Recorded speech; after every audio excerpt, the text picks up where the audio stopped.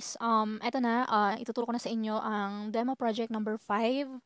So, simple image downloading and renaming. First, punta muna kayo sa instruction.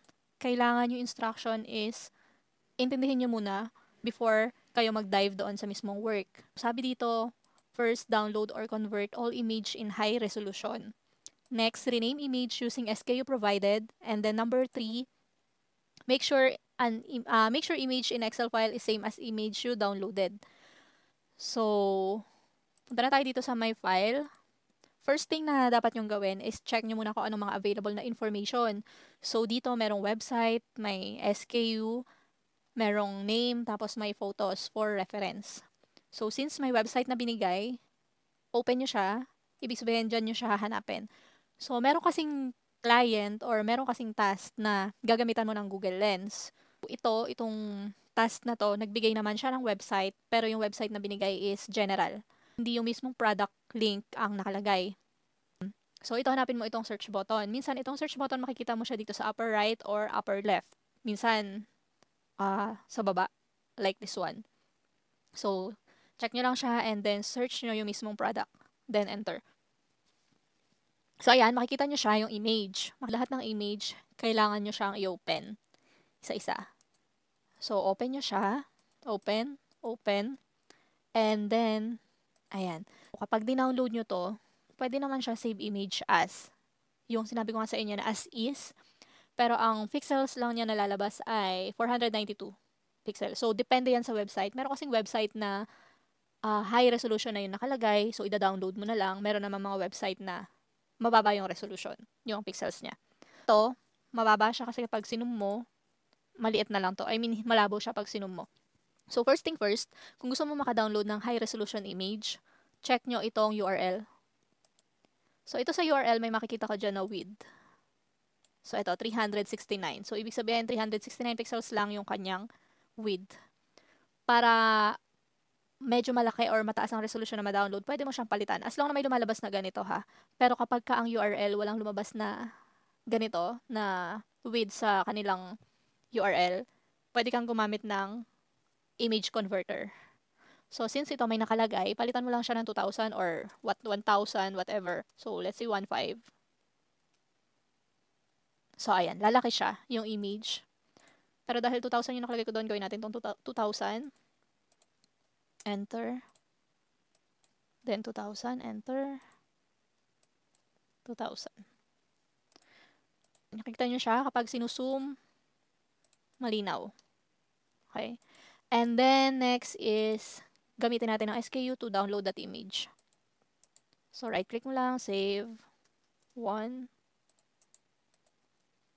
So, ito depende sa instruction to ng client, ha? Iba-iba kasi yung instruction ng client. So, laging basahin ang instruction and i-follow.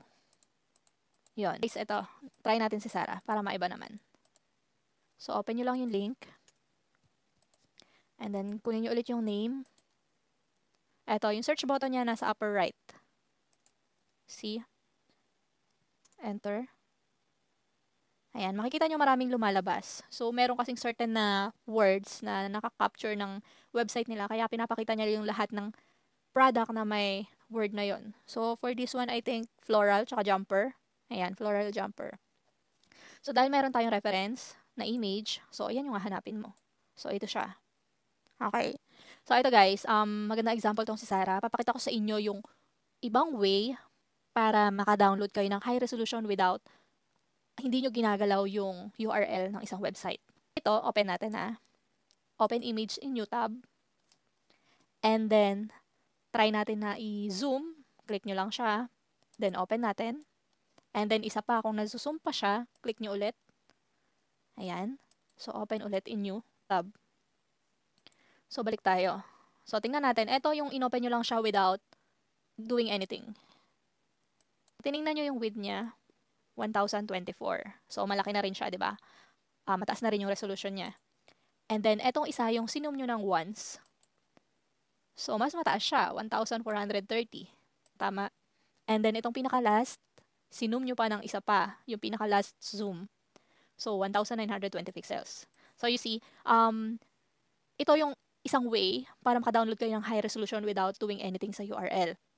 Kasi, minsan, syempre, depende pa rin talaga sa instruction ng client yan. Kung sinabi lang na highest resolution available sa website, ganyan yung gawain nyo siya. As long na nasuzoom yung image, i-zoom nyo muna siya before nyo i-open and then i-download. Kasi nakita nyo naman dito, yan, iba't ibang resolution yung makukuha nyo. So, isa yan sa mga technique kapag nagda-download kayo ng image. Importante yan, lalo na sa work na related sa e-commerce. Lalo na kung gusto nyo mag-product listing, napaka-importante niyan. So, dahil yan, alam naman na natin na ito yung highest resolution. So, na yung ina-download mo. So, kunin mo lang to, tapos ito. Save image as, Control V. Ayan. So, ayun, ganun lang siya, guys. Always check kung nasuzoom yung image and then tsaka nyo siya i-download. Huwag kayo yung kabod nira-right click nyo lang. Kasi kapag ni-right click nyo lang to tapos save image as, mababa talaga yung makukuha nyo na resolution.